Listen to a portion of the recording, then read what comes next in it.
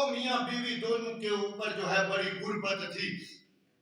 اللہ رب العزت نے اس وقت کے نبی کو یہ حکم ارشاد فرمایا جاؤ جا کے ان کو کہہ دو دونوں میں سے جو بھی ملے, خامن ملے یا بیوی ملے, ان کو جا کے کہہ دو کہ تمہاری زندگی کے بقیہ 80 سال باقی رہتے ہیں.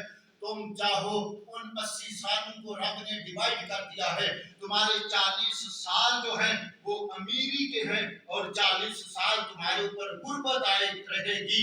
تم چاہو تو پہلے اپنی زندگی کے 40 سال امیری کو پسند کر لو یا غربت کو پسند کر لو, یا اگلے 40 سال تم ان دونوں میں سے امیری کے کو پسند کرو یا غربت کے کرو. جو تم پسند کرتے ہو وہ مجھے بتا دو, میں اللہ کی بارگاہ میں تمہارا یہ پیغام پہنچا دوں.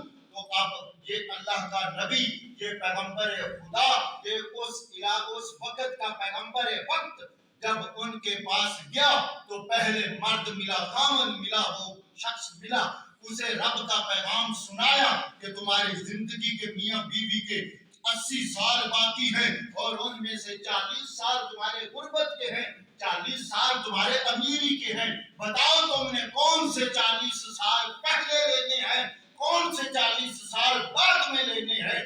اب اس اللہ کے بندے نے کہا میں اپنی بیوی سے ذرا مشورہ کر کے آتا ہوں. اب یہ اپنی قربان جائیں جن کے پاس رب ذوالجلال وقت کے نبی کو بھیج رہا ہے, وہ کوئی اتنے تو نیک بندے ہیں نا کہ رب ان سے اتنی تو محبت کرتا ہے نا کہ وقت کے نبی کو ان کے دروازے کے اوپر پیغام دے کے رب نے اپنا بھیجا. اتنے تو وہ اللہ کے شکر گزار بندے ہوں گے نا حضرات جی وقار. اب یہ اپنی بیوی کے پاس گیا, اس سے پوچھا اللہ کی بندی بتا 40 سال کون سے لینے ہیں, پہلے امیری کے لینے ہیں یا غریبی کے لینے ہیں. اس نے کہا امیری کے 40 سال پہلے لے لیں, بعد میں جو ہوگا دیکھا جائے گا, پہلے چلو ہم ذرا اچھی زندگی امیری میں تو گزار لیں نا. اب اس نے آگے وقت کے پیغمبر انتظار میں کھڑے تھے, بتایا تو انہوں نے اللہ کی بارگاہ میں پیغام, ان کا رب کی بارگاہ میں دعا کی, اللہ کی بارگاہ میں جو ہے ان کا جواب ارشاد فرما دیا. حضرات ذی وقار اب یہ اسی وقت امیر سے امیر تر ہونے لگے. اب یہ خامد, یہ شوہر جب گھر میں آیا تو اب چونکہ دعا تھی نا رب کی بارگاہ میں, اب وعدہ تو تھا نا رب ذوالجلال کا, بھئی کسی ایم کا تو وعدہ نہیں تھا نا کہ تم مجھے ووٹ دو تو تمہیں یہ سڑکیں نالیاں مل جائیں گی, تمہیں یہ بجلی مل جائے گی, تمہارا یہ کھانے کچہری کا کام ہو جائے گا اگر تم مجھے ووٹ دو گے تو.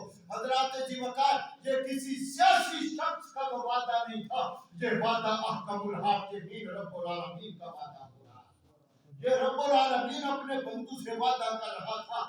اب اس نے کیا کیا, اس نے گھر آیا, اب بیوی نے جو ہے وہ چولہے کے اوپر کھانا پکانے کے لیے ہنڈیاں رکھی ہوئی تھی, چھوٹی تھی. اب یہ اسے کہنے لگا وہ اللہ کی بندی تمہیں پتا ہے نا یہ وعدہ کرنے والی ذات کوئی عام نہیں ذات ہے, یہ رب العالمین نے وعدہ کیا ہے. آج پھر یہ چھوٹی ہنڈیاں میں سالن نہیں پکنا چاہیے بلکہ پوری دیگ پکنی چاہیے, پوری دیگ پکنی چاہیے. وہ رب العالمین نوازنے کا اس نے 40 سال کا وعدہ کیا ہے, کہا پوری دیگ پکا کے کیا کریں گے. فرمایا تو ادھر چولہے کے اوپر دیگ رکھ, تو سالن پکا پوری دیگ, سالن کو وسعت کے ساتھ پکا.